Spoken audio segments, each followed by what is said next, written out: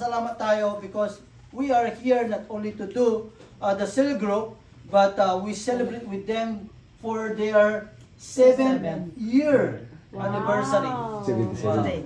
Today, exacto today. Yes. Wow. So, June 16. June 16. So, praise the Lord. Yan. Congratulations. More years. Amen. Sabi ko nga sa kanina, 7 times 7 pa. Years. Wow. Parang yung kanya na. Ano, sa forgiveness. 77, forgiveness. 7 times 7 lang. 7 times 7. Mapan na yun, okay na yun. More 7 times 7. Yeah, but anyway, i-share ko lang bago ko sila pag-pray.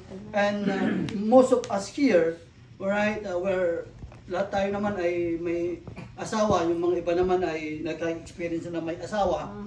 Alright, but mayroon akong i-share lang sa inyo ng mga instruction. Okay, we are not perfect. In marriage, there's no perfect. Walang perfect yan. But the good thing here is, there is a happy marriage. Amen.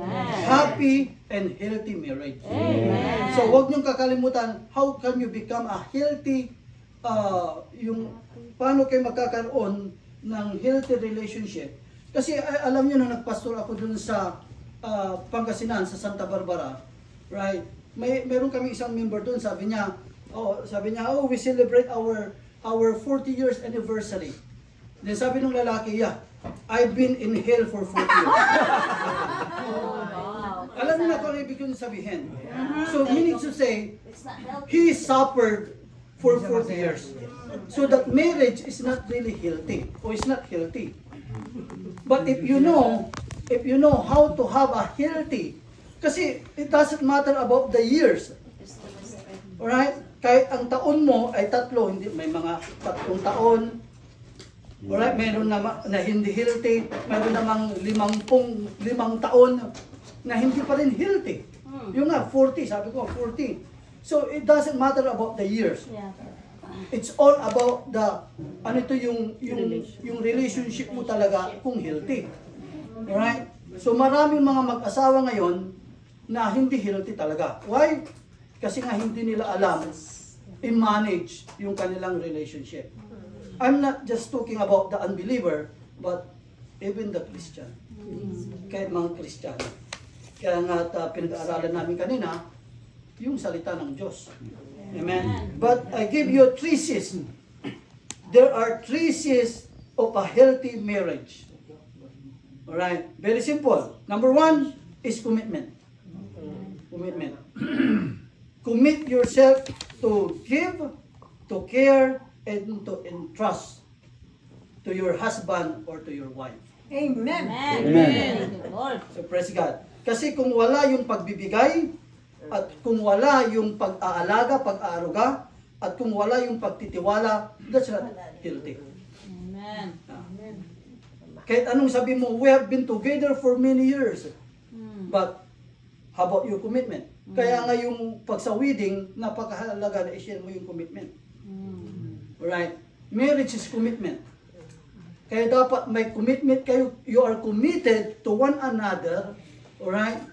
To take care for one another, and to give one another, to trust one another. Kaya nga, doon sa Genesis chapter 3, right, nung nakita ng Diyos si Adan na malungkot, right, sabi niya, it's not good for a man to be alone.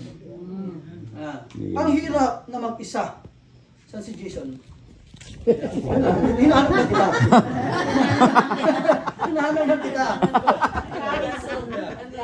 It is not good for a man. Kasi God created a man, alright, a female and male, alright, to be together. Right? Kaya hindi ako naniniwala sa gift of celibacy. Meron daw gift of celibacy. Alright? I'm not that really agree for that. Kasi sabi ng Diyos, hindi maganda sa isang tao na mag-isa. Kailangan mo talaga ng partner. I'm not talking about to those widow. Excited na sila. They're done. Well, it's up to you guys. Kasi nga, Commitment to the Lord na kasi nga, pinagtatalunan namin minsan si Pastora, yung uncle niya na 80 years old. Yeah. Na after nung namatay yung asawa niya, nag-asawa ka agad. Wala pa yatang 6 months. Sa akin, walang problema yun. Kahit 1 day pa lang, pwede na eh. Kaya lang, because of the tradition natin, kasi sabi ng Bible, hindi naman niya sinabi ng Bible na, after 1 year. Hindi niya sinabi, sabi niya, kapag single ka na, pwede ka na mag-asawa. Yeah. So, pero ang tradisyon natin mga Pilipino kasi, ay dapat 1 year muna. Pero the Bible is very silent about that. But the commitment is napakahalaga. Ang commitment na yan, as long as your wife or husband ay buhay, you will be committed to each other forever. Kahit nag-suffer ng 40 years. Okay, nagsabot ng 40 years. Wala kang magagawa eh. Commitment. Commitment talaga eh. Kaya lang, can you believe that 40 years na nagsasuffer ka? You are not happy. Pero I'm not saying na you are, na pwede mo nang hiwalayan. No. Well, nandyan na yan, magsuffer ka talaga. But you need to make sure, you need to do something, alright? Gumawa ka ng paraan. Right? But yung commitment napakahalaga. Once na kinasal na kayo, commitment is started. Right? Nakakommit ka sa isang asawa. Isa lang. Ay, siyempre, isa lang. Kasi Brother Arden, mas tiwala ka sa akin. Amen, amen. Sabi ko, mag-commit ka. Yeah. Sabi ko naman, magtiwala ka sa akin. Amen, amen. Ang isang duda eh. Kasi ganyan talaga pag guwapo. Di ba hindi chick mo? Alright, but anyway, commitment number 2, conversation. Conversation. Napakahalagang conversation. Hindi nyo ba alam ang mag-asawa? Kapag may tampuhan, iba ang tulugan nila. Nakatalikod lang. Ay, sana kung talikuran lang. Yung iba nasa ibang kwarto. At least hindi sa kapitbahay. Sa ibang kwarto. Well, I admit this. I really admit. Kaming dalawa, kahit pastor ako, alright? Kaming dalawa kapag merong kunting argument, hindi ako tatabi sa kanya, hindi rin siya tatabi sa akin. Pupunta sa ibang kwarto. Praise God, meron kaming enough room. Paano ba? Rent lang ng room. 1 room lang. Kung 1 room lang. Pag may tampuhan, walang lalabas sa kwarto. That's a good rule, ha? Dahil pag lumabas ka, hindi ka na welcome. Tama naman. You fix it right away. Well, fix it right away. You know, settle right away, but of course, sometimes give them na, bigyan mo pa rin ng space para makapag-isip. Mag-calm down. Kasi kung hindi si kayo alis sa isa't isa, wag lang kayong aalis sa loob ng bahay. At least nandun kayo sa loob ng bahay pa rin. And while, of course, we are Christian, of course, nagpipray na kayo. And the Holy Spirit started to move. Start to move Yes. in your relationship. Maya-maya, mayroon nang magpapakumbaba sa isa't isa. Sorry, Han. Ang asawa ko nagpapakumbaba. Naalala niya pa ang kanyang bagay. Hinihintay ko sa isang kwarto. Pag narinig ko na yung chinelas niya, sabi ko, bagsak na. Tuloy po kayo, tuloy po. Sumuko na eh. Yan. But anyway, well, huwag nyo namang hayaan mga babae na ganun. Na kaming lalaki parating sumusuko. No. As a Christian, alright? Kung sino yung nagkasala, magpakumbaba naman kayo. Tama? Palagpag si Tati Andy. Dapat. Kasi pinag-usapan natin dito, Christian life. Amen. Right? Kasalanan mo na nga, ikaw pang pakipot. Hindi lang. Sabihin na natin, lambing. Okay ba si Pastor Abi, no? Ako nagpapakumbaba. Na? Ako nagpapakumbaba. Hindi naman, siya ang papakumbaba. Kasi ako ang may kasalanan. I love that, ma'am. Being honest. Kasi katwiran nila, lalaki eh. Hindi mapapasuko lalaki. Nagpapasuko ang asawa ko. Kasi Christian. pangalan mo lang sa salita ng Diyos eh. That's a Christian way. Nung hindi ko naririnig, walang makapagpapasuko sa akin. Kaya nung narinig ko na yun, babasahin yung Bible, doon ako lang gagawa. Dahil babasahin yung Bible. Ang babae magpasakop sa lalaki.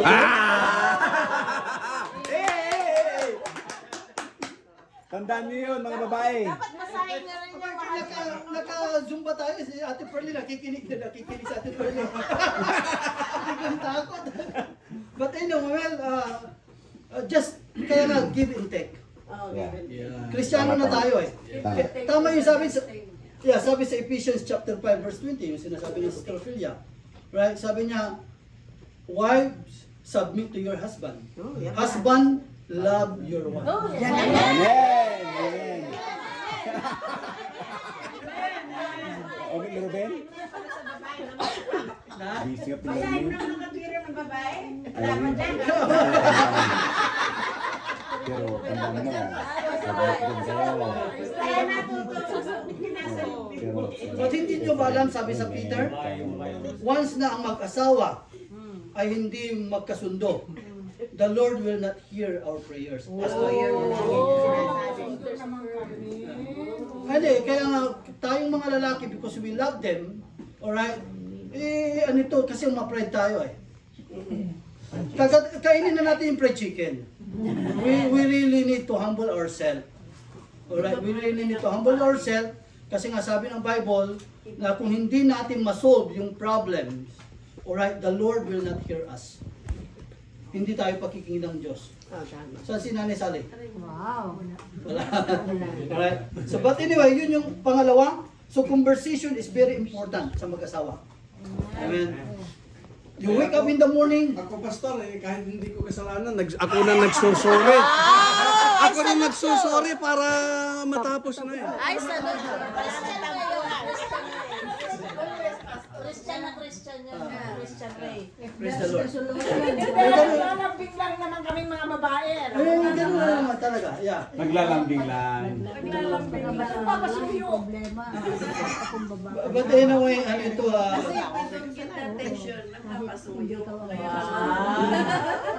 so don't forget that yung ano ito, yung pangalawa is ano ito, yung conversation. Napakahalaga.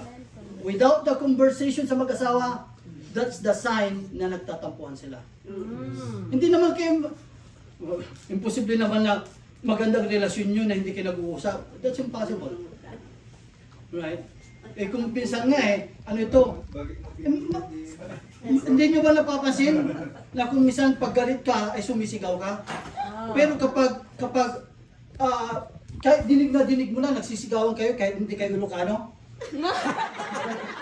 Alright? Of course, Ilocano. Pero kapag ikaw ay wala, kung naglalambingan kayo, Tingin lang. alright? At wala yung kaguluhan, kahit lang yung napakasok na salita, ay naririnig mo.